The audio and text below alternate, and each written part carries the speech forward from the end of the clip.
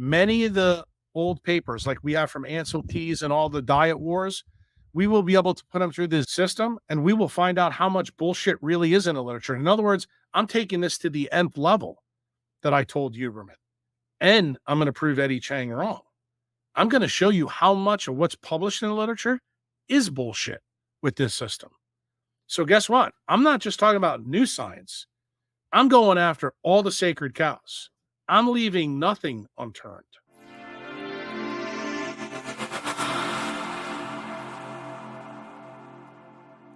Hello, critical thinkers. Welcome to this new episode of Healthy and Awake podcast. Don't skip the intro. I want to say that right off the bat. This is a special episode that really requires me setting the scene.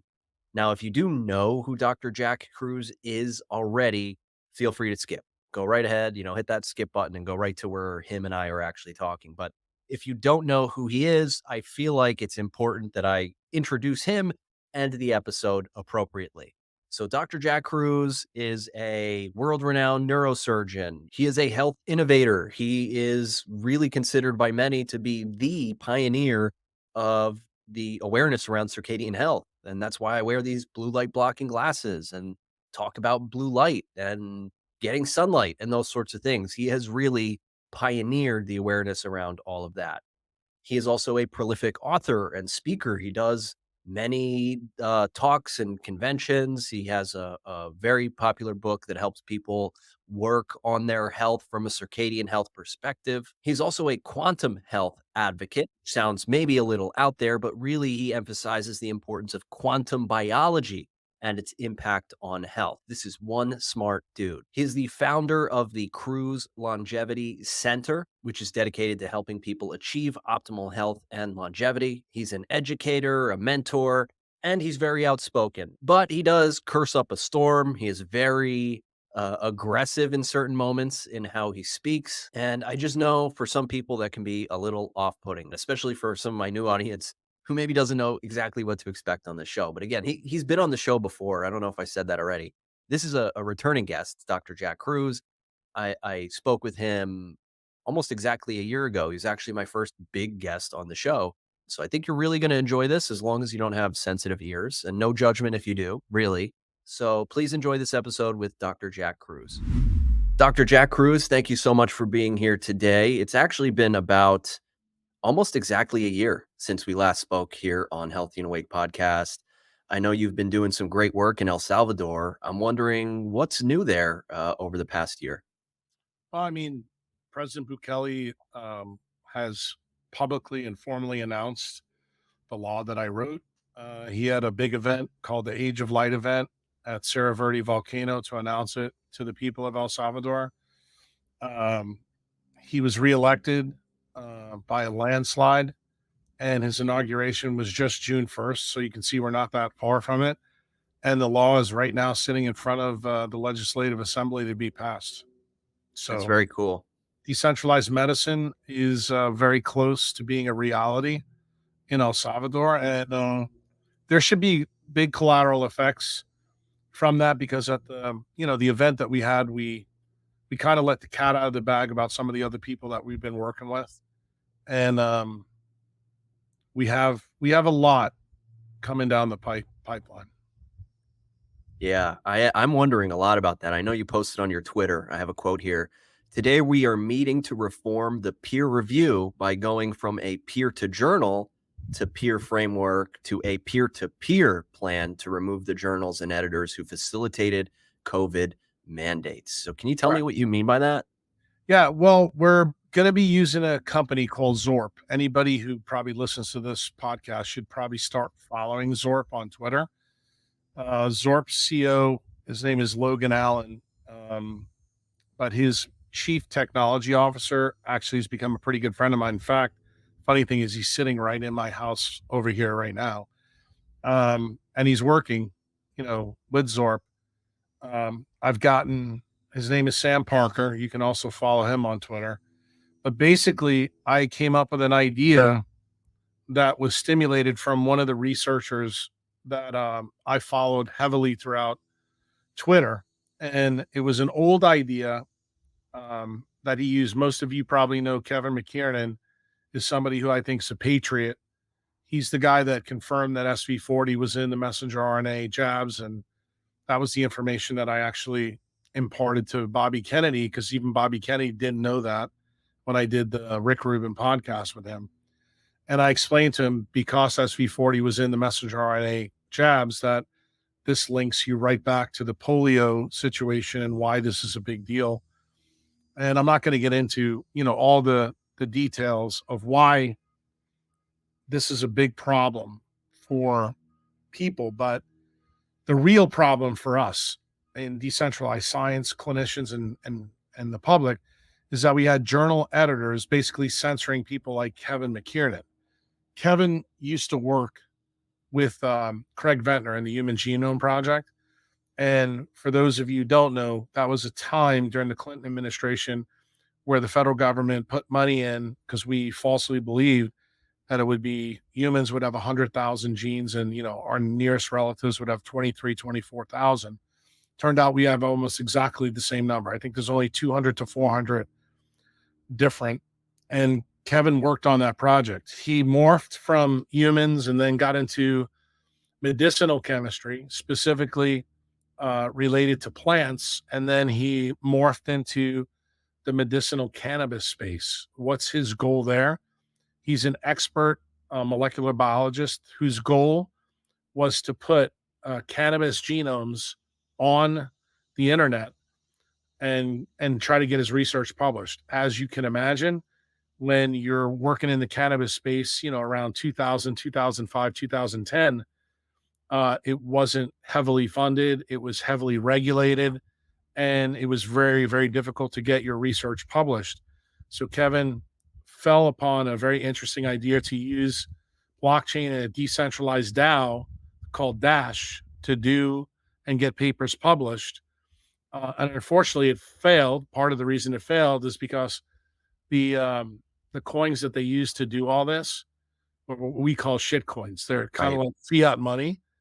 And when Kevin began to post some of the stuff during the COVID vaccine, and I started seeing the data, not only from him, but also from the ethical skeptic and some other people. And I've been involved in doing a documentary with McCullough and Corey and Malone.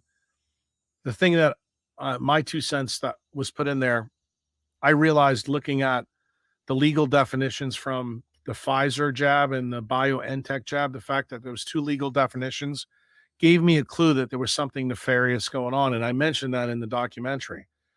Well, long story short, I didn't have the smoking gun until Kevin comes along, and Kevin tested empty vials and found that in fact there was DNA plasmids and SV40 in those. That was later confirmed by one of his biggest nemesis, who is a guy named Philip Buchholz, who's a molecular biologist at the University of South Carolina. And when he found that McKiernan was not full of shit, that's kind of when the game changed for centralized science.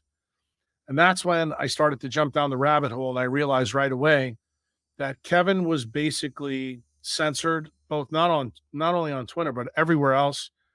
And he was also censored through his medicinal work in cannabis because it was cannabis. And that's not how science is supposed to be done. We don't censor people. And it got me to thinking about the white paper in Bitcoin and thinking about decentralized money. And I said, is there a way to do what Kevin was doing in the beginning in 17 with the DAO Dash with Bitcoin? And then I fell upon an idea where we could use open timestamps in Bitcoin that Satoshi and the Bitcoin developers had put on there. And could that disintermediate the IP of Big Pharma? Hmm. And could I also set it up that I could remove the Oracle problem in decentralized science? What does that mean? Meaning that if I have a good idea and I want to publish it, I don't have to go through a journal editor to get it published. I can actually put it right on the internet. So guys who listen to your podcast and people who listen to me on the internet can make their own decisions, whether this is good science or bad science. The other benefit there is I can get the science published way faster. In Yeah. other words, it takes 12 to 18 months to get it done through, say, the Lancet, the British Journal of Medicine, or New England Journal of Medicine. I could have papers published in 6 to 8 weeks this way. And then here's the best part for me. most of you know, like a guy like Martin Kulldorff has been fired from Harvard because Yep. of censorship. But say if it was a paper that I thought Martin was an expert on, I could actually put, um, for want of a better term, a stake, pay him money to actually review my paper and tell me whether it's good, bad, or indifferent. I could pick out the experts in the world that I chose who I thought were best able to do it instead of a journal editor picking somebody who has confirmational biases or biases that are built in. And then the real benefit of that, that means that people that review journals who now have to do it for free, it's like indentured servitude, they will now get paid for the work that they do. It's like a proof of work mechanism. But the big benefit is we get to find out if a scientist's idea that he's published is good or bad right off the bat. So, in other words, we can get rid of the superfluous much faster. That's one of Mhm. the big problems in science now, that we have an unbelievable amount of literature that's all filled with shit. I mean, all of the nutrition data is filled with shit. None of it's reproducible. None of it's any good, and most people like, Kevin, who's out there, and Jay Bhattacharya and Martin Kulldorff, those type of people, they know that 80% of what's published in the literature is horseshit anyway, because none of it has good controls. And most of it is tied to bias related to the journals and the editors. So my idea was to get rid of them. And that's only can be done if you use a decentralized platform to do it. And that's why the Dow Dash thing failed, because it used a shitcoin, which is a shitcoin. It mimics what fiat money is. And I said, if we can do this on Bitcoin, we have to figure it out. So to finish the story, how Sam and Zorp got involved, I went to an Urbit conference to actually talk about the decentralized medical freedom law in Portugal. And that's when I sat down with all of Logan's guys and Sam for 4 days. I didn't know anything about what Zorp does, but they do something that's called zero knowledge proofs. Basically, what a zero knowledge proof is, when something is published, this will tell you definitively whether it's true or not true. In other words, it's like truth serum that you can use through coding. And I was very, very interested in how this worked. And to be honest with you, when I sat down the first day with Sam, I had no earthly idea. And I met Sam because he's a Bitcoiner, and I met him through a clubhouse room that we used to go in and just talk about Bitcoin. And it became very clear to me, listening to all the noise in the room. Most of these other people in the room were, to be quite frank with you, either idiots or assholes. They were really just there for number go up. Some of them understood Bitcoin really well, but Sam was really different because not only did he understand Bitcoin really well, he was a technical genius. And Sam understands the real basics of what Satoshi did. He understands what the core developers are doing. He understands what a decentralized network can truly do. And when I asked Sam to sit down with me after the 4 days of being at this Urbit conference, I said, Sam, I think zero knowledge proofs mixed with open timestamps on the Bitcoin blockchain is how we disintermediate big pharma. It's how we remove IP. It's how we remove the monopoly that they've become.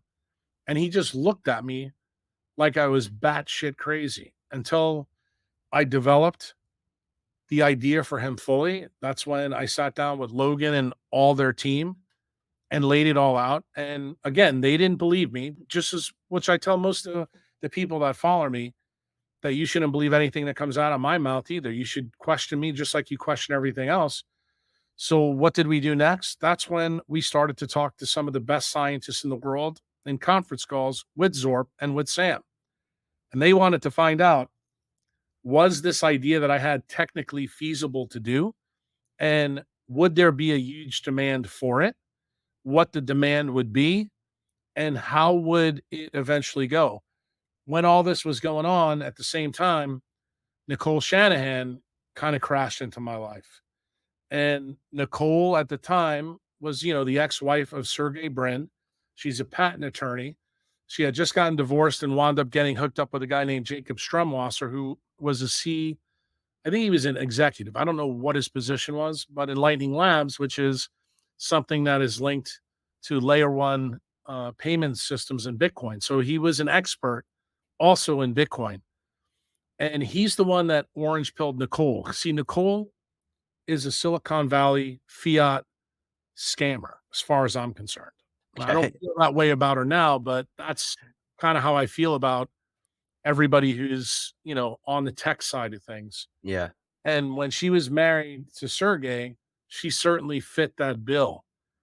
And when she had her daughter, Echo, who's born with autism, which I explained to her shortly was related to both her experience with light and Sergey's experience with light and led to the autism, and explained how she was moved when she heard the podcast that I did with Rick and Huberman Mhm. and Tetragrammaton. And that's when she reached out to me and she goes, look, I want to give you $100 million to build a decentralized hospital and research facility in El Salvador to make this real. So you have to realize this discussion with Bukele, Zorp, and Sam is happening in a parallel universe while Nicole is coming into my life.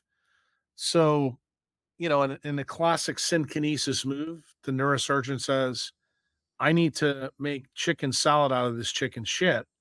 And that's when I came up with the idea that I'm laying out to you now, that actually I think all of these pieces and parts fit together. I just need to figure out how to make it work so that it will start. And from that soup that I just gave you, if you distillate it down, I had no idea that Nicole was going to be tapped by Bobby Kennedy to be the vice president. That technically was probably not good for Uncle Jack. Why? Because Nicole's kind of busy trying to get, power in the United States with Bobby Kennedy, to push both Bitcoin and medical freedoms, which I'm a big fan of. But it slowed down some of the other things that we're doing, on the medical side and the research side. Why? Because we do need that money. And to Nicole's benefit, she sat down with me, and after talking to me, she bailed out Daylight Computer. They were getting ready to go bankrupt, and I told her, if you want to do something to help humanity before you get control and power, you need to save this company because your ex-husband and all of his friends in Silicon Valley are trying to put them out of business. Why? Because of the blue light stuff. And I didn't have to explain that to her because she knows. She's a patent attorney. She knows what patents Google owns. So she put her money down, and that told me she wasn't full of shit. That's when I started to respect her a little bit more and more. And then she said, well, what about my daughter? And I said, well, there's a guy in University of Texas at Austin named Francisco Lima Gonzalez. I said, he is the one guy in centralized science that seems not to have his head up his ass about light. I said, he's been studying red light for a while. He just hasn't studied it with autism. I said, I think if you donate some money to him, that he can do some studies that will actually help you realize some of the things where I think autism comes from. And then she said to me, she goes, well, I want to know what you think. And I said, okay, I'll write you a blog. So I wrote the Quantum Engineering 45 blog literally in about a day, and it was written for Echo. And I put that idea out on the podcast, I should say on the blog. And I sent it to Nicole and I said, this is where I think autism really comes from. I said, but this is just my theoretical quantum biologic idea. I said, we need to prove it. And I think Francisco Lima is the first step in proving that. So she gave him $20 million. Wow. So the reason I have uber respect for Nicole, even though I don't agree with everything she stands for from an ideologic perspective, I can tell you this, she's got skin in the game. And she is very serious, just as Bobby is, about medical freedoms and chronic health disease that she wants to help the world. And she's now doing that. She's not only doing it because she put her fiat shitcoin money to work, but she also is doing it because she wants to become vice president of the United States so that she can maybe change some of the things that President Bukele has asked my help with there. And many people don't know this, but President Bukele cleared me to share the law with Bobby Kennedy. And I actually gave the law to Bobby Kennedy. His healthcare attorney is a guy named Aaron Siri, who you probably know is pretty famous in the vaccine world. If you follow him on Instagram or Twitter, you'll know he's a very serious cat, and I like him a lot. And after I shared the law, he called me up and he basically told me what Bobby said. He goes, not even Ron DeSantis could pass this law in Florida because it's so tight and inclusive. And the funny part is, Aaron thought Bobby hooked us up so that I could get help rewriting the law so it would get passed. And I told Aaron, I said, time out. President Bukele's already said the law is good enough. He's going to get it passed. I'm just sharing this law with you. And then about 6 weeks later, I got a call back from Bobby Kennedy saying, hey, could we use a couple of pages of the law in our platform? And President Bukele said, no problem. A-okay. So all that occurred probably 6 to 8 months ago. And it occurred after I did the podcast with Bobby and Rick. And where we are now, now that President Bukele got reelected this past February and reinaugurated, we are now pedal to the metal in El Salvador. I don't know. I think we're on a faster track if Nicole probably wasn't running for VP, but has it stopped what we're doing with ZORP, what we're doing with this idea about decentralized science? What I'm doing decentralized medicine? No, it hasn't stopped me one bit. Well, I do have follow-up questions, but I actually want to take 2 minutes to kind of recap what you said and make sure I understand everything. I know you're frustrated with the centralized medical model in the United States. And in an effort to combat that, you moved to El Salvador to work with the president. And at the heart of it, or at least part of it, is really shifting from the centralized, trust the institutions, that's where you get your science from, to shift from that to a blockchain model similar to Bitcoin, which I know you also often talk about. And in order to accomplish that transition, you're working directly with the president of El Salvador, as well as any other people that you need to in order to make this happen. Did I miss anything there? Yeah, I would say probably the big missing piece is that I actually got the buy-in of the key scientists all over the world. We've actually talked to them, and I can tell you that Kevin McKiernan said he would like to be the first scientist to ever use this model, since he was the one that really helped germinate the idea in my mind. And Jay Bhattacharya and Martin Kuldoff the same way. We also had Kat Lindley involved, who's, is a big fighter of the World Economic Forum and the WHO, with the treaty. She was in on some of the calls, and we've had other attorneys involved and other big scientists across the world.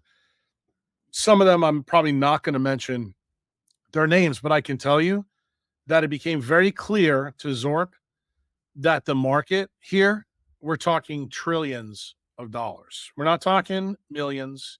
We're not talking billions. We are talking about disintermediating healthcare in a centralized fashion at its fundamental core, where it really broke down.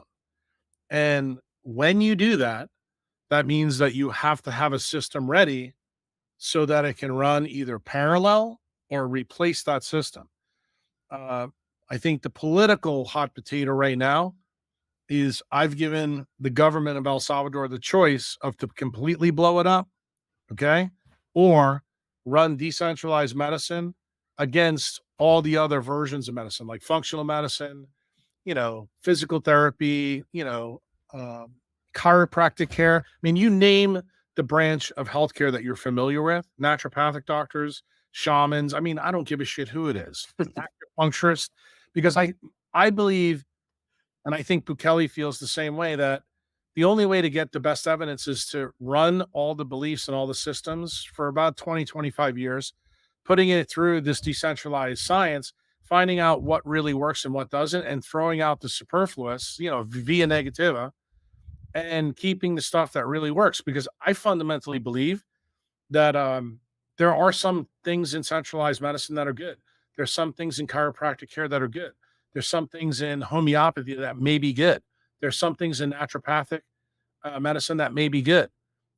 I think there's a lot more right in decentralized medicine, but I'm sure there's some things maybe that I even believe currently right now, that will be shown to be wrong. And I'm completely open with that. But I know that it needs to be studied appropriately when scientists are all on the level playing field and the science is not filtered through the oracle of a journal editor who doesn't want, to test or have light controls in, say, a nutritional study that's done on rats, when we're not rats, we're humans. There's nothing about the way science is done in centralized medicine that leads me to believe it's accurate at any level. And, I said that in the Huberman podcast with Rick. Eddie Chang, who's one of Huberman's friends, who's a neurosurgeon, he made the guess that 50% of what was published in the literature was horseshit. I said it, I think it's more like 99%. It's all being done under blue light, as you said. Well, not only that, it's also being done on non-human subjects. Right. And I would even tell you, I just did a consult. I told you I was a little bit late to this podcast. I just did a consult with a kid that has a pretty bad vaccine injury. And he asked me a really good question, a 13-year-old kid. And he wanted to know why dermatologists and ophthalmologists were so negative on the sun. And I told him the whole story. And the reason I'm relaying this to you, this study was actually done on humans, but this goes to prove to you how important not only doing it in humans is, but also the light controls. It was the original story of why dermatologists and ophthalmologists are really negative about the sun. It was on retroretinal hyperplasia in kids that had kernicterus and bilirubin problems when they're born, jaundiced babies. And they used isolated UVA and UVB light. They didn't use the other frequencies of the sun. And they made the assumption that UV light is equivalent to what's in the sun. And it turns out it's not. I mean, anybody looks at the Pink Floyd album cover knows that. And it turns out the antidote for UV light is actually the other 6 colors in the appropriate amounts that are there. And it turns out if you take a jaundiced baby and put it in the sun with all 7 of those things, that's the best way to treat a child. The way we do it now is we put them in blue light, which is actually one of the stupidest things you can do. But guess what? The reason they do it is because those papers that they did on UV light, they believe that the UV leads to, DNA damage and everything else. And all the things that they publish, all the things that they say, you have to go back and look at it. They're done in non-human subjects and they're done with artificial UV light. Well, the light that's behind me now, that's the light that we need to be testing. And we need to be testing humans, not, nocturnal mice and rats. That's the reason why decentralized science has a completely different mindset. Because if you don't have light controls and you don't have species controls, I mean, just so you're clear on this, I put a tweet out probably 2 weeks ago, and it's on my forum that big scientists all over the world, and I actually shared this with Dr. Alexis Cowan, that they're now finding out that studies that are done on men are not equivalent to of things that are done in women. And we can no longer assume that what's done in a man works in a woman. So I tell people all this in centralized medicine to show them we have this belief that everybody should be on aspirin to thin their blood to reduce their coronary risk. Do you know that the data shows that it has absolutely no effect in women, but it actually has a very marginal effect in men? Do any of the doctors out there tell women that you don't need to be doing this? No, they don't. Not only that, the same studies also show that aspirin, if you do take it, tends to work better at night than in the morning. Does anybody get told that? No, because everybody takes the baby aspirin when? In the morning. It's the stupidest fucking thing ever. But this is the reason why this stuff's important. And these are the things that I plan on running through this decentralized network. For example, I told Sam many of the old papers like we have from Ansel Keys and all the diet wars, we will be able to put them through the zero chain or zero knowledge proof system. And we will find out how much bullshit really is in the literature. In other words, I'm taking this to the nth level that I told Huberman. And I'm going to prove Eddie Chang wrong. I'm going to show you how much of what's published in the literature is bullshit with this system. So guess what? I'm not just talking about new science. I'm going after all the sacred cows.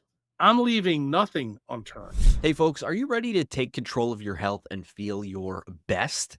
At Avantia Health Optimization, which is my health coaching company, we get that everyone is different. So we tailor our coaching programs just for you, meaning we're not just handing you some cookie cutter program. We're not giving you some documents and saying, hey, just here, go do this on your own. No, we listen to your goals. We hear what you're trying to accomplish. We learn about your habits and routines and time management and approaches and everything in between. And it is completely tailored to you. So if you're dealing with stress, sleep issues, weight loss, changing your diet, being consistent with exercise, or if you just want to feel more vibrant and awake, our health coaches are here to help. Now, for a limited time, you can try our health coaching for just $1. Yes, your first health coaching session is just $1. It's a great way to see how personalized health coaching can make a real difference in your life. And it is just $1 because I know a lot of people have never tried health coaching. They don't really know what it's all about. A lot of people still think that I'm a personal trainer, which is not at all what I do as a health coach. So if you want some proof about how we've helped people, you can check out the testimonials on our website from clients who have already transformed their health with us. Head over to avantiahealthoptimization.com, or if it's easier, you can go to mikevera.com. That's Mike, V as in Victor, ERA.com to learn more and snag your $1 first session today. So let's get started on your journey to a healthier, more awake you with Avantia Health Optimization. Now back to the show. I get the sense that at least one of the things that drives you is the fact that you're awake. And what I mean by that is No, that I'm pissed you off. That's the well, first. yeah, I could tell you're pissed off. But what I mean is like you've talked about the history, like you know that what is going on today, the broken models aren't due just to incompetence. I mean, you talk about the Rockefellers, you talk about the Gates, you talk about everything Oh, else that I'm going to tell you something, Mike. I'm going to interrupt you. This is okay. one of the things that gets me really angry. So many people on Twitter, so many of my detractors want to blame the ignorance, the stupidity that they're not this smart. You're fucking dead wrong. This is all being done by design. And I'm going to tell you right now, there was nothing in COVID with these jabs that wasn't planned. Just like there's nothing that's going out of Bill Gates' mouth that's not planned. There's a reason Bill Gates, dermatologists, and ophthalmologists all have the same game plan to block the sun because it's profitable.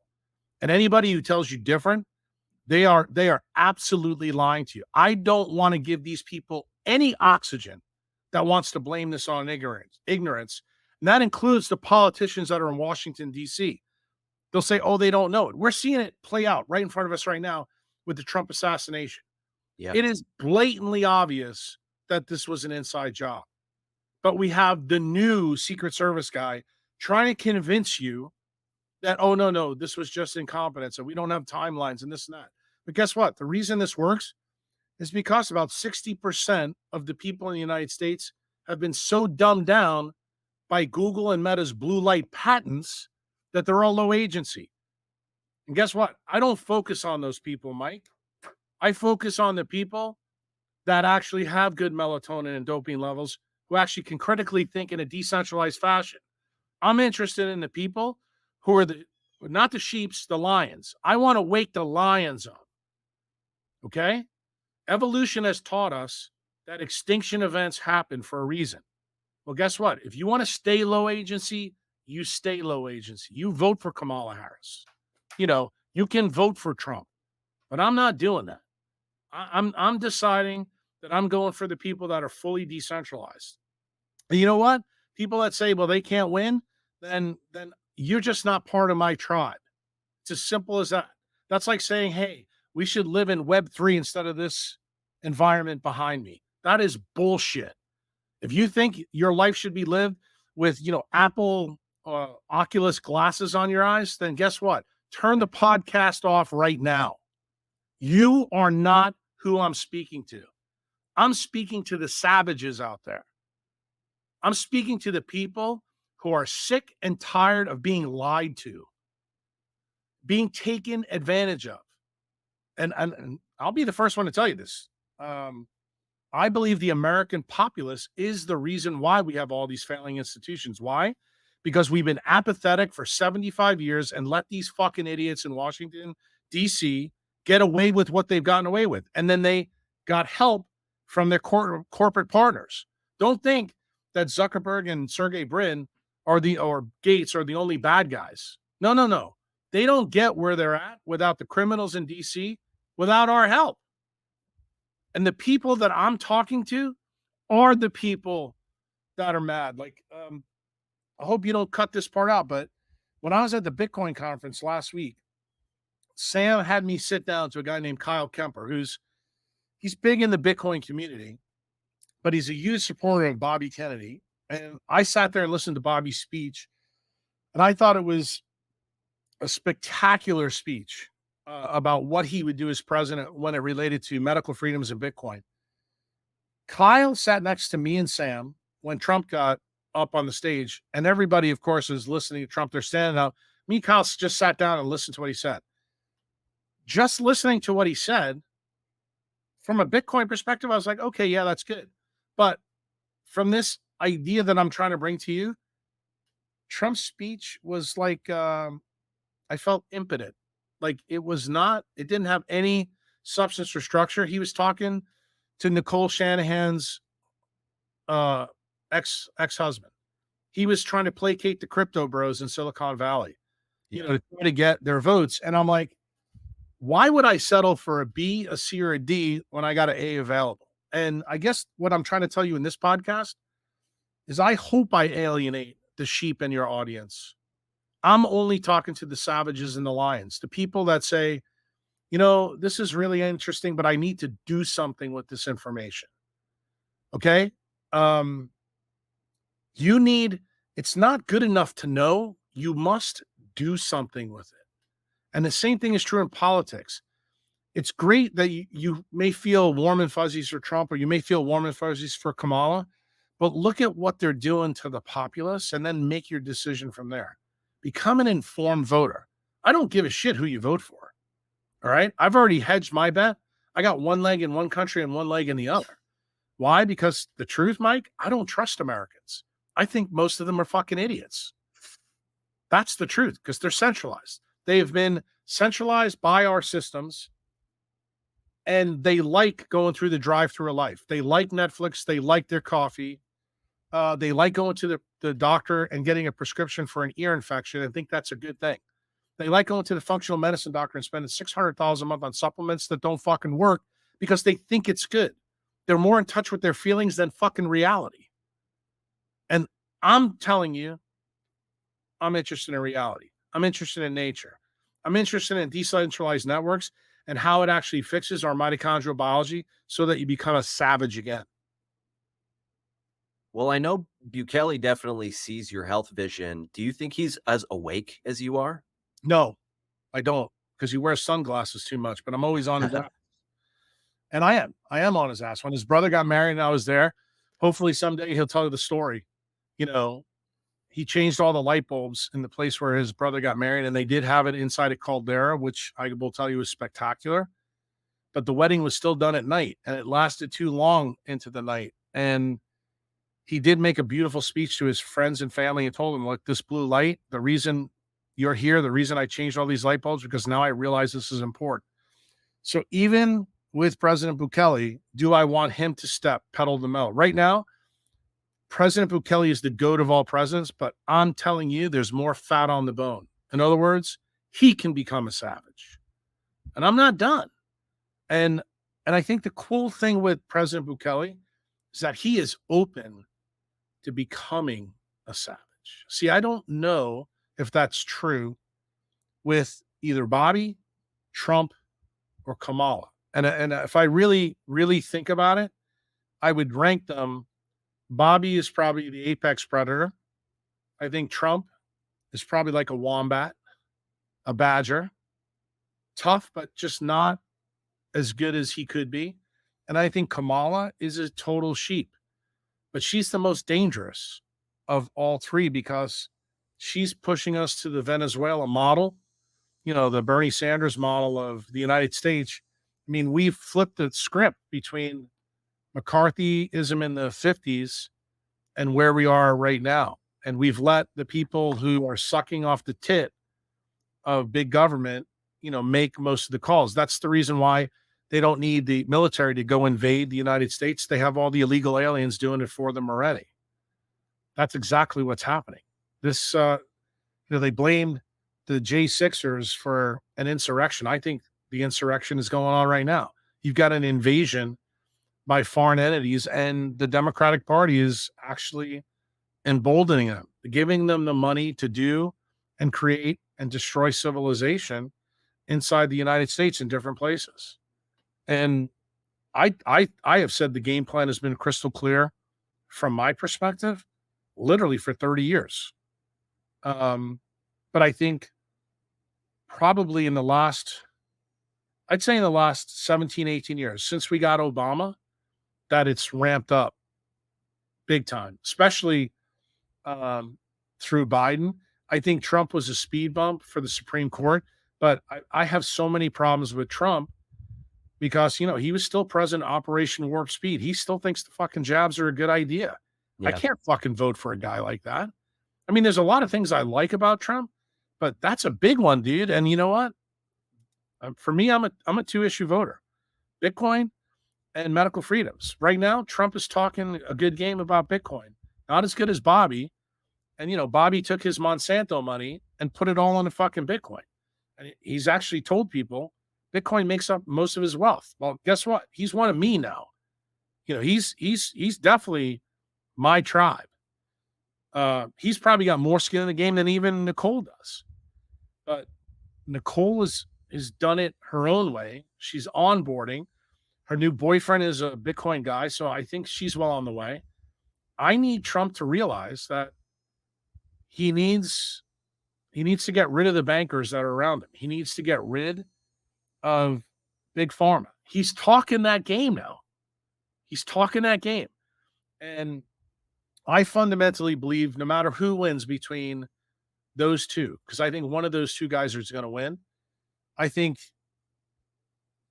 if Trump wins, Bobby's going to be in his cabinet, and I think Bobby can have a huge effect. In fact, I would like to see Bobby run maybe the FDA or something where he could totally take it apart. But do I think Bobby would be a good president? Yeah. Or do I have concerns with Bobby too? I do. What about you? When's your ticket? When do you run for president? To be honest with you, I don't think I'm electable because I actually throw truth bombs. But you have to realize, as a physician, I didn't come to this idea by being an asshole. I've been doing medicine for 30 years, and I can tell you, half the people that come into me, they just want the drive-through. Give me the surgery, give me the pill, let me get back, and go watch my NFL games and do Circus Maximus. There comes a point in time where you have to say, I had enough of this shit.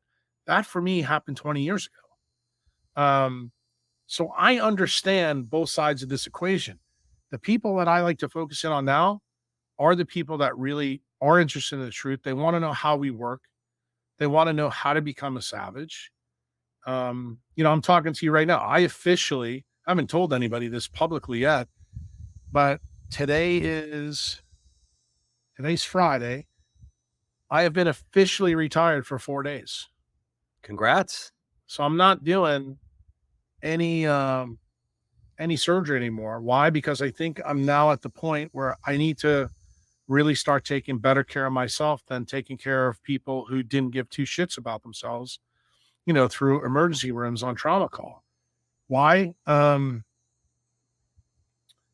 It's time. It's time, I think, for me to do that.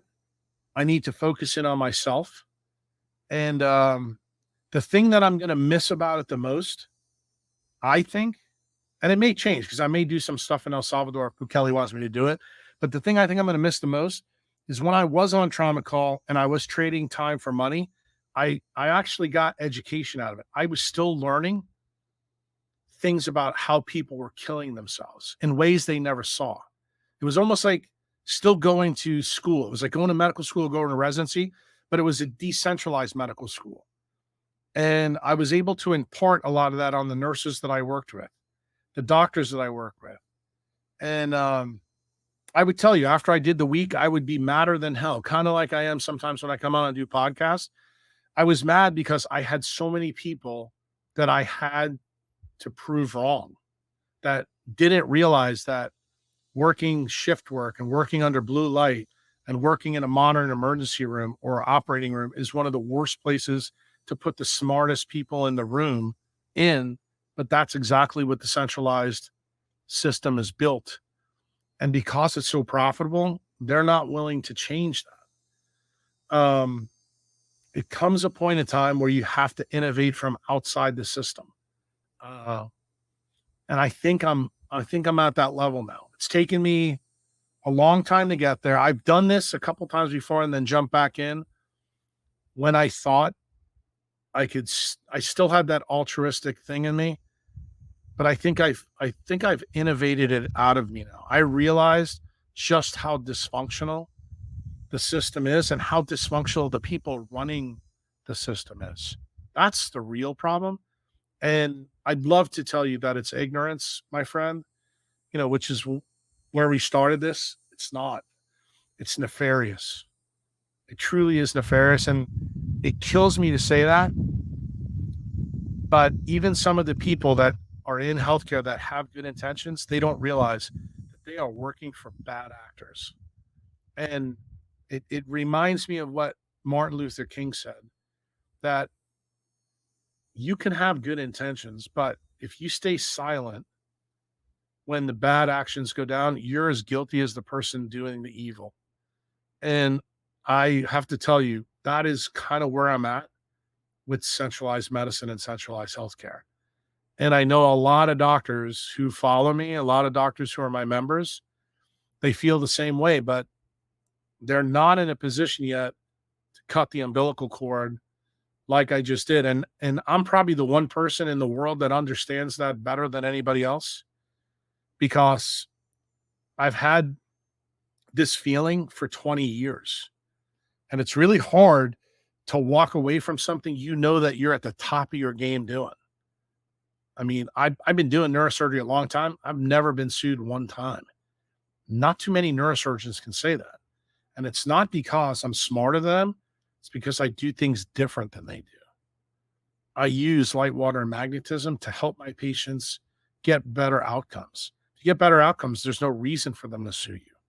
Now, I will tell you, if you go to, those Rate MD sites, the people that are interested in centralization, those are the ones that give you a 0 and 1 star. Why? Because they want the prescription, they want the quick cervical fusion, they want the surgery.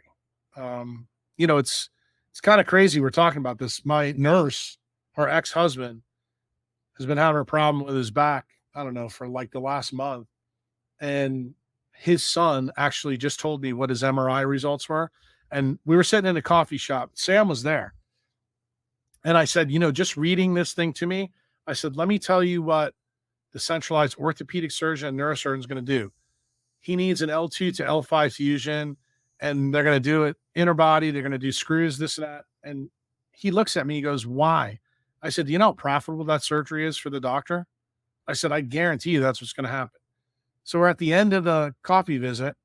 Turns out one of the ex-husband's friends is a neurologist who sends the report to the orthopedic surgeon. Literally, not even 20 minutes later, oh, he needs an L2 to L5 fusion. Called it. And I sat there and I said, no, this is what he needs. This is how I would do it. And she looks at me and she hasn't talked to her ex-husband in a long time.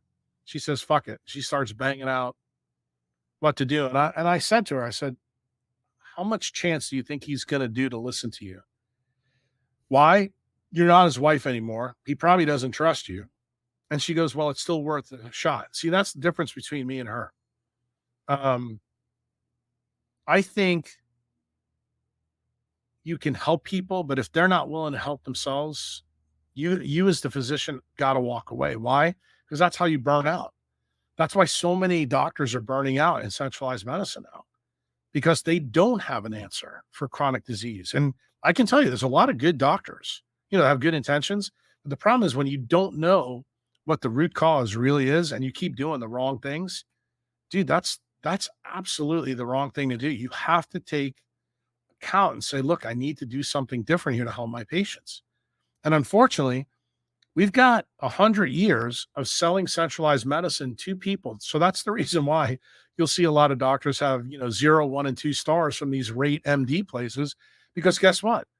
Those are all the people that we've gotten used to getting prescriptions for ear infections or surgeries for, so they can go back and work on Wall Street. Um, and the problem is most of the people out there that, using those rating systems, they have no fucking earthly idea what game is really being played here. Like the best doctors are probably not the ones that are in the ivory towers that got 5 stars because they're doing everything that their bosses want them to do so they can make all their bonuses. Right. And that's a very counterintuitive way of looking at things, but that's the system that we're in. Well, congratulations on retiring, and I'm glad to hear that you're going to focus on your like taking care of yourself more. Not that you weren't, but that's Well, I cool to wasn't. hear. Let's be honest. I wasn't. I was Oh, trading. okay. I was trading time for money. Like you cannot be healthy, being on trauma call 24/7 for a week straight. I've been doing that through COVID, but that was the only way that I could actually help people through COVID. How I could get the message out to doctors that were stuck in the hospital, how I could tell hospitalists, stop giving people this jab, Mm. stop being compliant with the system. That was the only way to do it. You had to go to the front lines to educate people. And I would tell you, I probably in 2020, I was probably 20% successful. 2021, 40%. Um, I just did my last 3 weeks in June.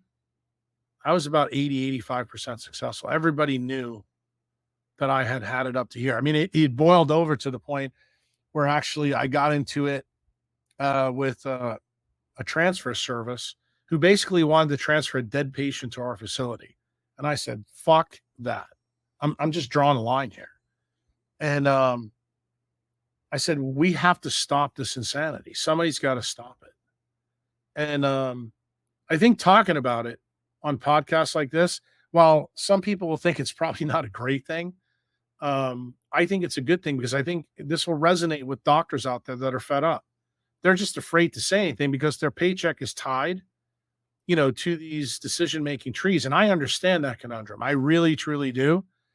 But that's also why what I'm doing with President Bukele and what I'm doing with Sam and what I'm doing with Zorp is so important because we're going to build a system where you don't have to do that anymore. No one in the state, no one in a corporation is going to be able to legislate how they get in between you and your patient. In other words, it's going to go back to where it used to be when it was a true doctor-patient relationship and there was no oracle problem of a CEO in a hospital or the medical staff bylaws or who's ever running the neurosurgery committee or the orthopedic committee or, the ICU committee and tell you that, oh, you have to meet skip data or you have to follow Medicare's rules or you have to do this, even if it's bad for the patient. Like if every patient doesn't leave with a statin prescription, this is a tragedy. It's the same thing that happens in a functional medicine doctor's office. If you don't get your turmeric and coenzyme Q10, you're going to fucking die. It's the same freaking game plan. It's just that they changed the scripts. That's it. And patients need to get that. They got to stop being so apathetic and start realizing they got to get their skin in the game.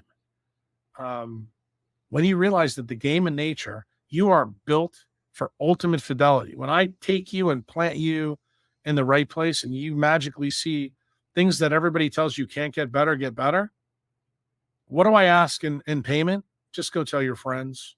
That's all I want you to do. Because the only way we're going to change this system is to take all the dumb assholes out there that think centralized medicine is the best in the world and blow it up. Well, I love that, and that's why you're a perfect fit for the show, Healthy in a Way, because we do challenge the status quo in mainstream medicine, and you're really at the top of people saying that. So thank you. Next, I have some questions here that were actually asked by my audience from the last episode we did together, as well as the email I put out announcing this show. And on the last episode that you and I did, you talked about creativity and the role that blue light plays in that. So guess where creativity comes from? It's a cognitive de-evolution because you're Wow. creating hypoxia, but you know what you're doing? You're destroying melanin in the process to create dopamine. Dopamine is what does that. But you don't realize that Michelangelo, Sistine Chapel, all the things that humans did in the Renaissance is a function of actually destroying the melanin. I'm actually wondering if your friend Rick Rubin leveraged that information. If you think he might, because I know he knows about the harms of blue light, but I'm wondering if he uses increased amounts of blue light to heighten his creativity. I would actually tell you that I have never asked him that question, but I will tell you what my perception is. I think he leveraged it without realizing he did it. And I think that fits with his early career. Now, because he is awake, I don't think he leverages it that much. And I think he's in a very different situation now because I think he understands truly how the music business works and how destructive it is. And this is the reason why people don't put out their best work later in life. And I think if you think about what Rick's done recently, that kind of makes me proud to be his friend. When he went back in and saw a broken man like Johnny Cash at the end of his career and basically made Johnny Cash whole again at the end of his career and end of his life, that actually tells me the decentralized part of Rick. In other words, all the things that happened with the destruction of the Beastie Boys was put back in the recipe with Johnny Cash. But do I think Rick leveraged that in a bad way with a negative connotation, say early in his career with those guys? I don't think so, because knowing Rick, I think he was ignorant. And the way I can say that is, I mean, just look at his effect. At the time, he was 420 pounds, a vegan, wearing sunglasses at night. He's not that guy anymore. And I guess what I was railing to you a little bit earlier about the obedient idiots that are out there, that's kind of where Rick was in the beginning of his career, I think, in music. And I think what happened as he went through his own health challenges, he got wiser and wiser and wiser. And I think it actually affected not only the person that he is, but also the music producer he is. And I actually think some of the work that he's done, even though the stuff earlier in his career probably made him more famous, I think about like the work that he did with Adele, some of the stuff, that he's done later on with some of the heavy metal guys, the stuff that he did with Johnny Cash, I think is the best example, because Johnny Cash was a lot like Rick. He was a train wreck. And it was proof positive that even before Johnny died, he completely flipped the script on what everybody believed he was. And I'd love to hear Rick talk about this sometime. To be honest with you, I don't know if he will. Who knows? Him and I are supposed to do a podcast with Bukele.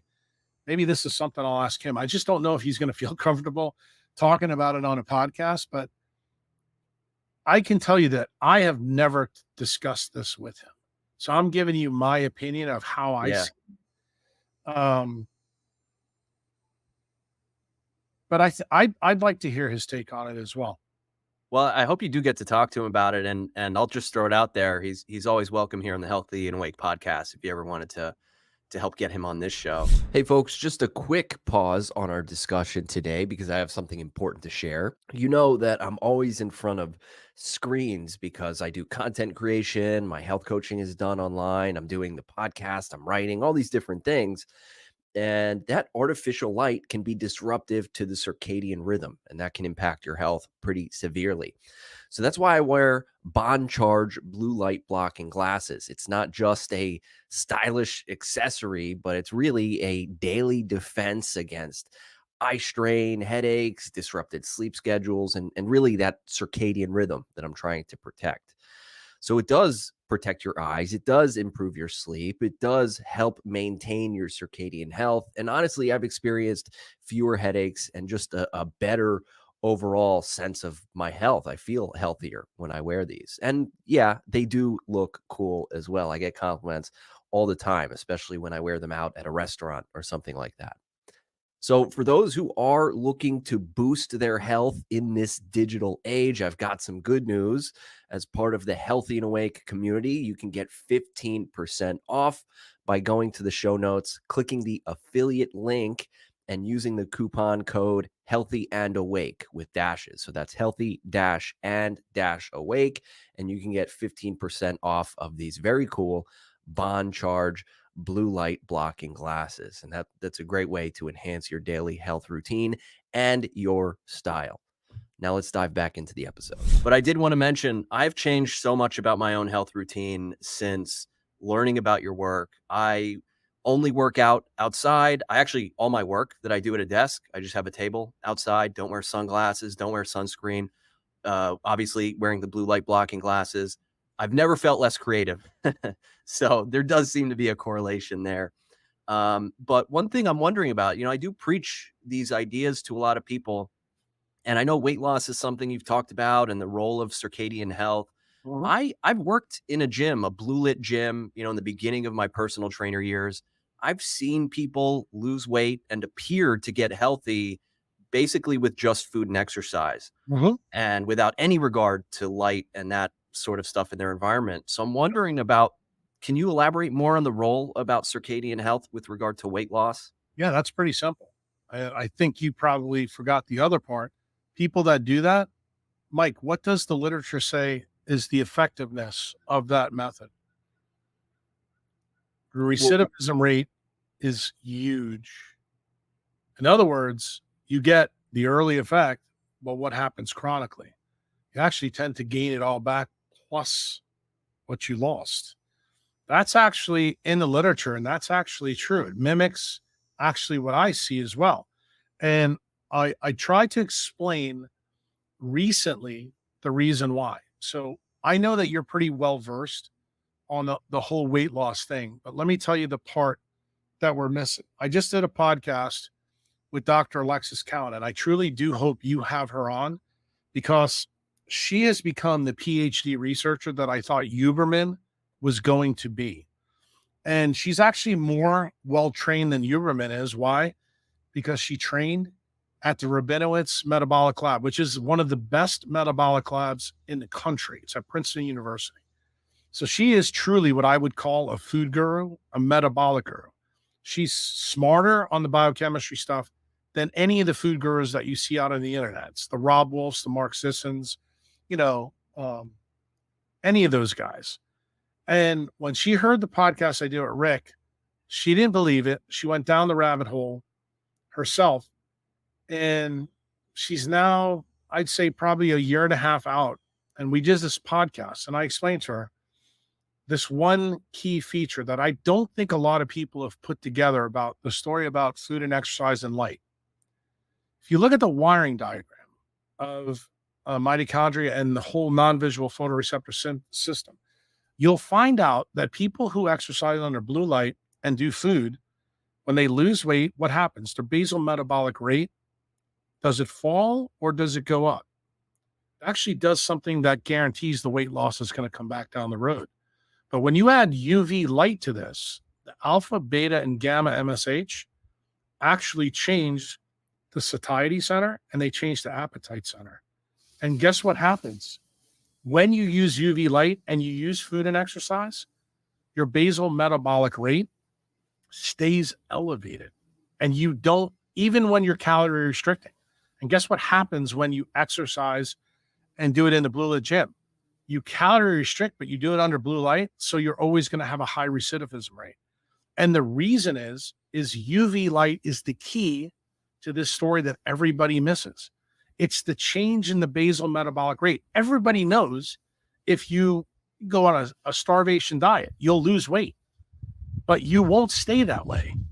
Why? Because your basal metabolic rate never changes. It turns out the part of the POMC story that I tried to get Huberman to understand, that I've been trying to get everybody else to understand for 20 years, but it seems like Dr. Alexis Cowan is the only one that it fucking dawned on her. This makes sense now. The reason why calorie restriction has never worked in primates is every single primate study done with calorie restriction, Mike, has been done inside a lab, not in UV light. That's the reason it doesn't work.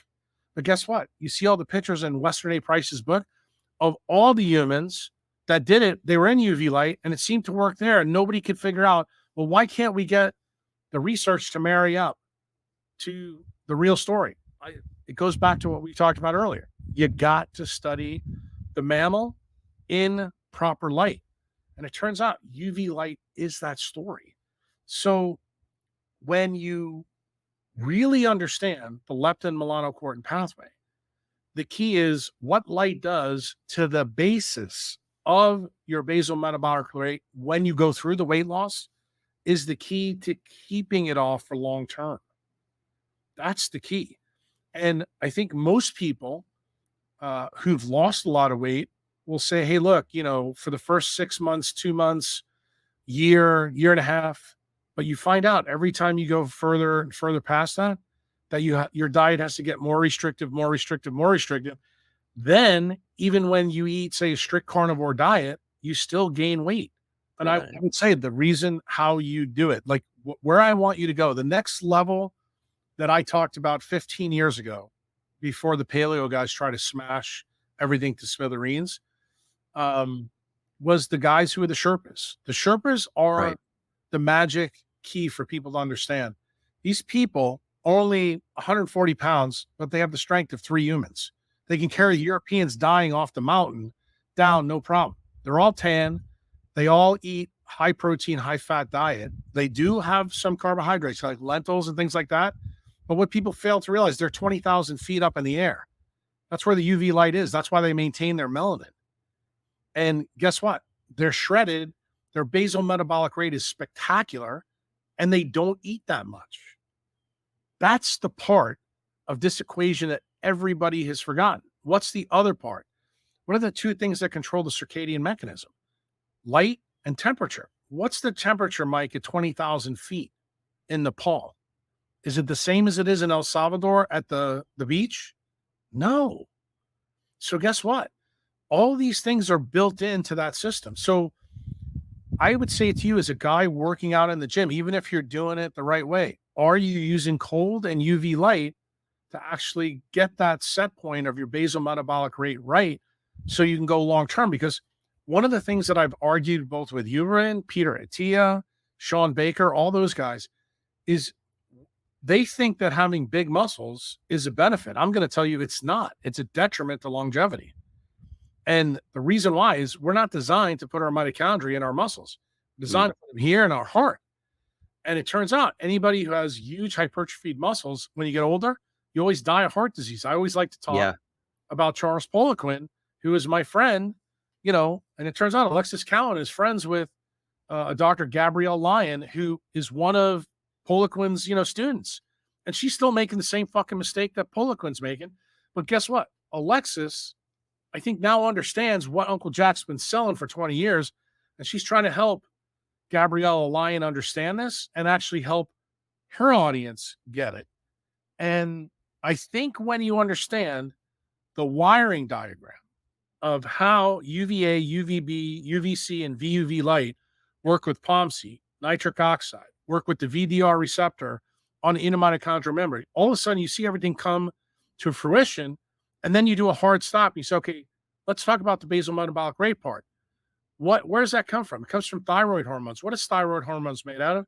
Tyrosine or phenylalanine. What are those? Those are aromatic amino acids that absorb what? UV light. Oh, that's the 4th amigo in the story. And you got to get that one not only through your eye, but on your skin. Why? Because mammals, specifically humans, not only do we make most of our TSH, T3, and T4 through the central retinal pathways, but we have extranodal places that we also make it to drive our biology elsewhere. Why? Because it turns out you need free T3 to run most of your neurons in your body. Well, we have the most complex neurologic system in the world. So guess what? It turns out you begin to see why working out in a gym, picking up heavy things is not really the smartest thing in the world to maintain weight loss for long periods of time. And I guess what I'm trying to tell you is the recidivism rate, I think, for food, porn, gambling, drinking, drugging, they're all the same because they're all tied to a lack of UV light in your environment. So say when you have one of these problems, whether it be obesity or a drug problem or anything else, come down to an area where you have light stability, you have strong UV light, and you'll magically see huge changes. Like he'll probably get mad at me because he's inside, but we're talking about it. Sam has got a neurologic condition, and I forced him to come to El Salvador, 2 months ago. He's already told me, he goes, dude, I don't need the medication I was on, and I'm sleeping like a fucking rock star. So we went to the Bitcoin conference together last week, and I convinced him to come to New Orleans with me. Because I told him I want to show him my place here, and I wanted to show him, the food scene here because it's spectacular. And even here, he's like, I can't believe this. This morning, he was walking out right behind me doing his Zorp call in there, and he came in and he said, Jack, I feel like I'm high. I said, you are. It's called beta endorphin. What is nature telling you? We are designed to be addicted to nature and sunlight. It's part of the POMC story. And I guess the questions that Dr. Alexis asked me really elucidated the question that I think you've asked and many other people have asked me, but they never got to the bottom of it. Why? Because I don't think they understand the science as I do. And she said this to me. She goes, Jack, you think that everybody thinks like you. She goes, nobody thinks like you. She goes, I realized it.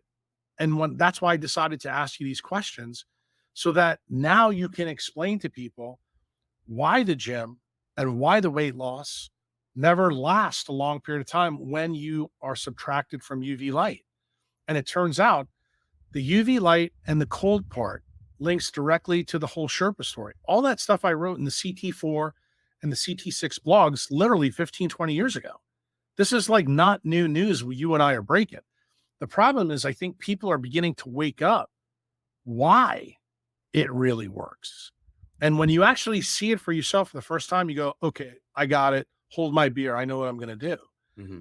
And that's really what I've been trying to tell people, that yes, you can tap that superhuman pathway, but you need to realize the life that we're all living now, you don't even realize how you're breaking some of these rules with blue light and non-native EMF until you actually truly understand this basic wiring diagram and how we stop electron chain transport. It's almost like UV light acts like cyanide, except without killing you.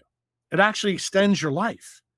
And this is the reason why my pinned tweet on Twitter always says, the more sun you get, the longer you're going to live. You don't need to know anything else. All the other stuff in Peter Attia's book is what I call superfluous fluff. Maybe make for a good read, but I don't think you need it. Just like I don't think you need the supplements. I don't think you need a lot of the drugs.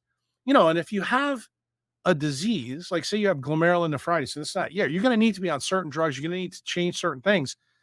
But ultimately, you're going to need to realize you have a serious lack of UV and red light at the electronic and vibrational level in your kidney, and we need to change that. And it's not going to happen when you live in fucking Minnesota with a mink coat on all day. It's just not. Well, a separate but kind of similar topic is hyperhidrosis. I've heard you speak just a little bit about that, and as a health coach, that's one of the populations I try to help through lifestyle changes. Now, that involves food and cutting coffee and all kinds of things. But in terms of circadian health, I would imagine it looks something like what we've just discussed, which is try to get outside more and try to get less exposure to artificial light. Well, the way it works is, remember that sweat glands in your body are controlled by the autonomic nervous system. The autonomic nervous system, there needs to be balance in the system. The balance in the system is light and dark. Light doesn't have the effect without dark, and dark doesn't have the effect without light. This is the reason why, in several of my Instagram posts recently, I actually made the comment, you cannot see the stars unless you have darkness at night. And you have to realize the same thing is true in your life. So hyperhidrosis leads to an imbalance between the autonomic nervous system. What controls almost all the neurotransmitter releases there? It's actually leptin and melanin. So if you have a leptin problem or a melanin problem in that distribution of where you sweat, you're going to have that problem. So what's the fix? If you go back and look at the original leptin blog, what do I say? I want you to use sweating as one of the mechanisms to tell you when things are coming back online.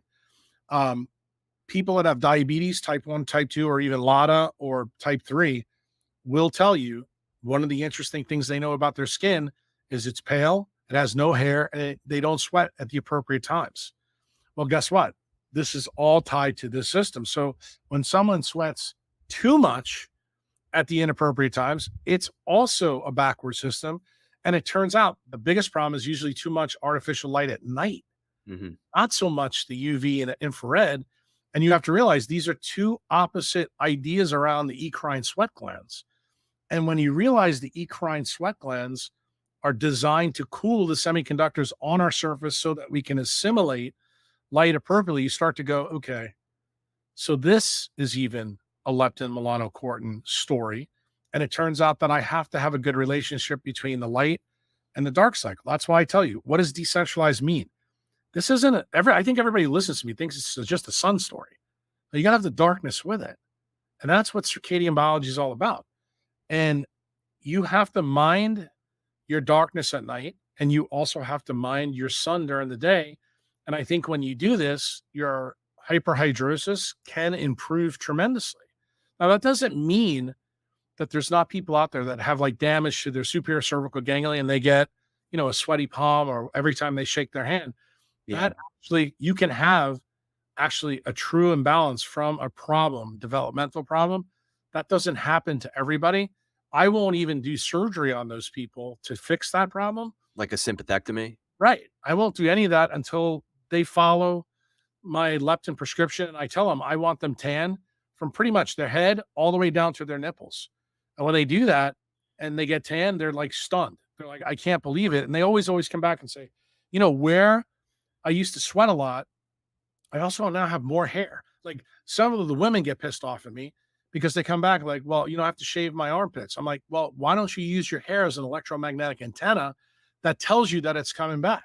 I've had diabetic patients say to me, yeah, this is crazy. I'm starting to get hair back on my legs. I'm like, that's a good sign. And the big one, because we talked about the basal metabolic rate, you may not know this, your readers may not know this, but old doctors who are going to listen to this are going to go, oh shit, I never thought about this. Remember I told you the last little part of UV light with tyrosine and phenylalanine, that T3, T4 story? People that have hypothyroidism lose the lateral third of their eyebrow. Guess what happens when you do this right? It comes back. Get it back. Wow. So guess what? This is also a leptin story. And how does this all work? Everybody knows that the suprachiasmatic nucleus is the eye clock that controls everything. But what they don't know is the next hierarchy is the skin. Why? Because the skin is also a neural crest derivative. I should say a neuroectodermal derivative like the brain is. So once the brain is right, then you got to get the skin right. The skin controls all the other clocks. The big one is being the gut clock. Well, when you think about skin, remember everything about hyperhidrosis or hair follicles, it's all tied to skin biology. Got it? That's where the immune system actually comes. People don't even realize the number one place where more immune cells are in the human body is in your skin. Guess why? Because that's where the fucking light is. Well, it makes sense. And one of the reasons I help people with hyperhidrosis is because I pretty much have it of the hands. So for me, my whole life, handshakes have been a nightmare. And I've effectively seemed to have cured it completely. And I do think the circadian aspect of things really played a big role. Coffee too. Cutting out coffee was a big one. But Remember, I mean, coffee affects the autonomic nervous system. That's the reason why. yeah. Remember that is caffeine is a drug related to dopamine, related to the biogenic amines, and guess what? Those things are all tied. I mean, dopamine is a non-visual photoreceptor, also made by what? UV light. Tyrosine and phenylalanine make dopamine. That actually is the hormone of addiction. And it's definitely a hormone. People know about it from Parkinson's, but you don't realize that you have to have dopamine and melatonin working in action to renovate all the photoreceptors. So one of the photoreceptors we're talking about now is leptin and melanin. Those are non-visual photoreceptors. When you have optimized melatonin and dopamine, that is how you fix hyperhidrosis. Why? Because you have to fix the non-visual photoreceptors that link to it. And ultimately what gets to it is the eye clock, gets the skin clock right, and then guess what happens? All the photoreceptors come back. Then you're good to go. And it takes a while to do, and you can continue to get better and better and better and better. Wow. Well, I mean, we've covered so much great stuff today. I have more questions, but I want to be respectful of your time. I guess the last question is, are there any questions that when you show up to podcasts, you would hope that people ask you and they just don't do it? Yeah, well, I mentioned it. I think, hopefully you won't cut this out, but I think Alexis Cowan is the one that's actually made me the most happy. Why? Because she came to this as a skeptic and she began to ask me questions and she made me realize I thought that a lot of the people, especially in the nutrition and food space, would really understand how UV light ties into the story. And I realized that none of them did. It's kind of like the thing that I found 15 years ago that if you don't see AM sunrise, you can't fat burn. So if you eat a carnivore or a ketogenic diet and you don't see the sunrise, it's like, I probably shouldn't use a tactless thing there, but it's like really, really stupid. It's makes no sense to do that.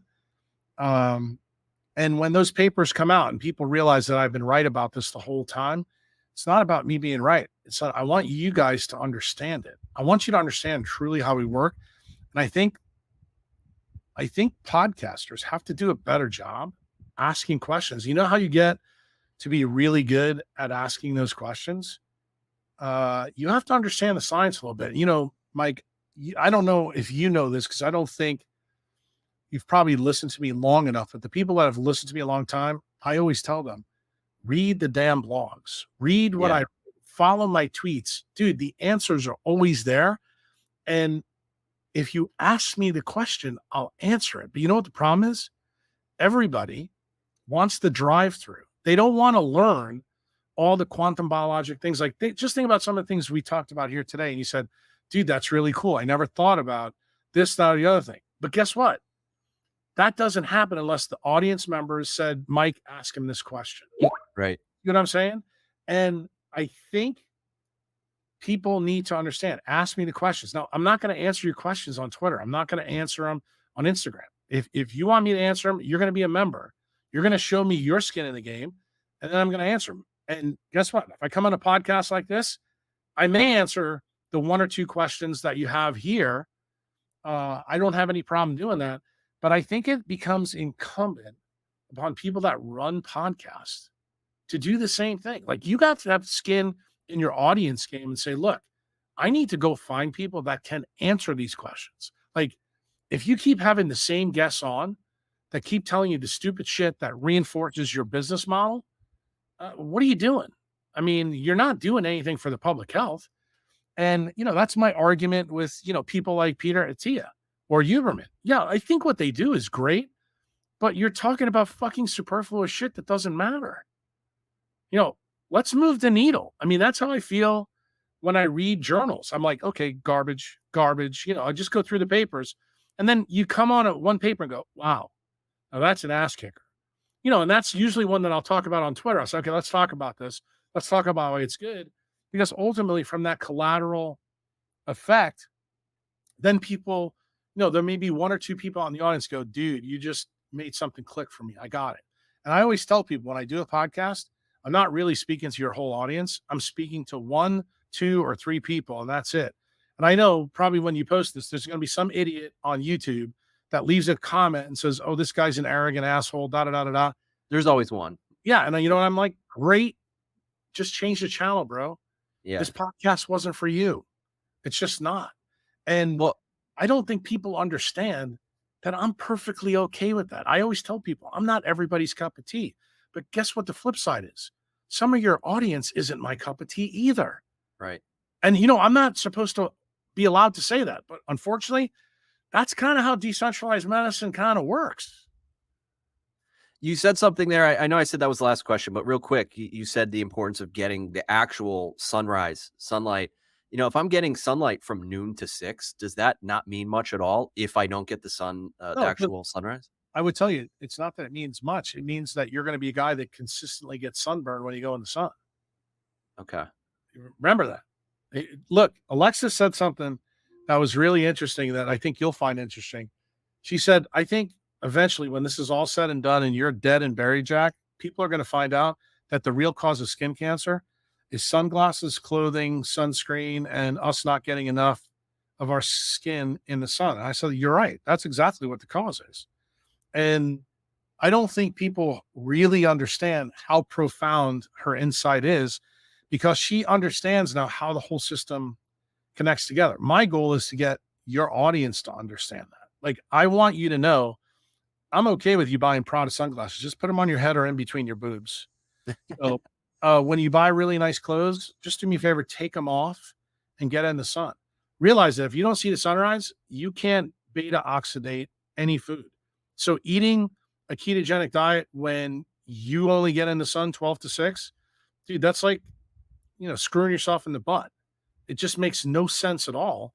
But I know that a lot of people do that. And there's going to be people that listen to this and say, well, dude, I got to work and this and that. I said, okay, Yeah. so you're trading time for money, just like Uncle Jack told you in the beginning of this podcast he was doing for my reasons. Now, I'm not going to tell you that my reasons were good, but I can tell you why I was doing them and what I'm trying to do, move the needle, because my friends have told me if I don't do this, who else is going to do it?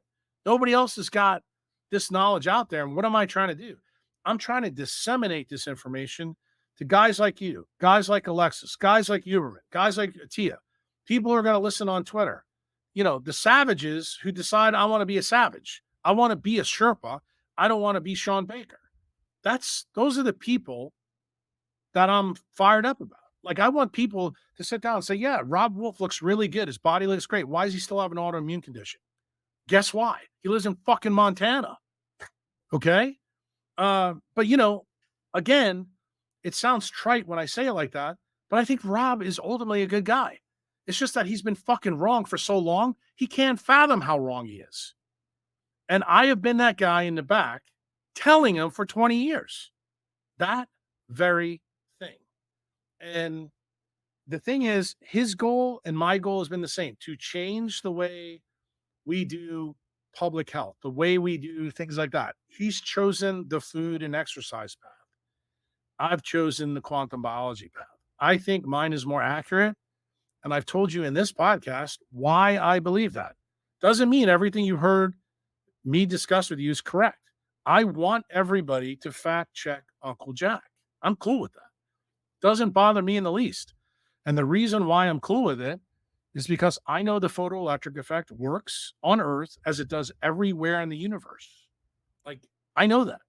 But I also know that biochemistry that Rob learned in his book doesn't work the same on Earth as it does in Pluto or Andromeda or anywhere else. Why? Because the light there is different. Dr. Jack Cruz, thank you so much for being a guest and for everything that you do. Really, you are the epitome of a leader in pioneering health freedom, and I thank you for that. And I know my audience does too.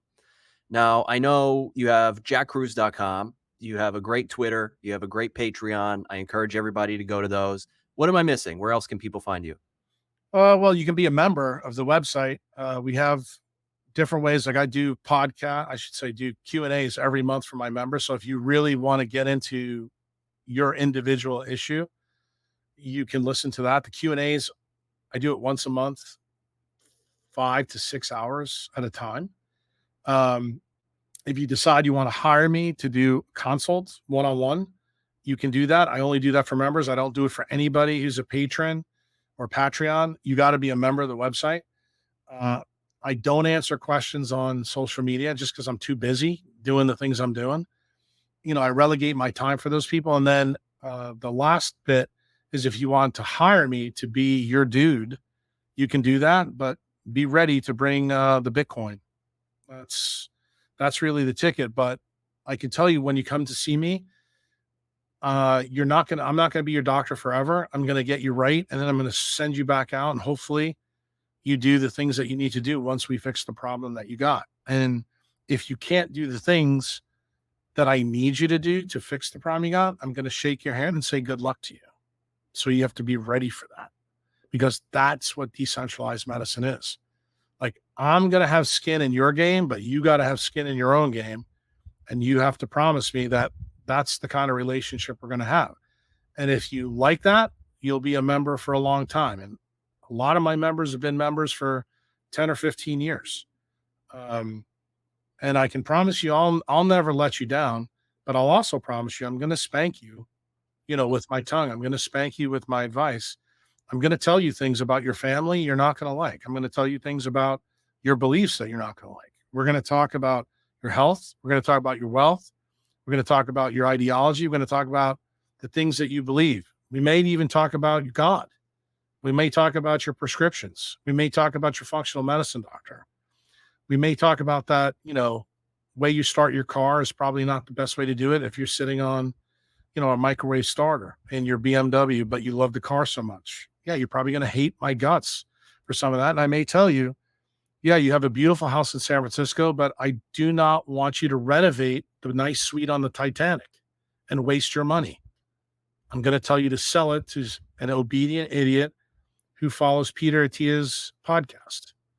And you need to probably do something different. I'm that guy. I'm that guy that's going to force you to really look at the cornerstone foundations of how your situation works. And the only way we're going to do that is we have to build a relationship. I have to know where you are, where we're starting. I have to know about your mother, your grandmother. I have to know everything about you.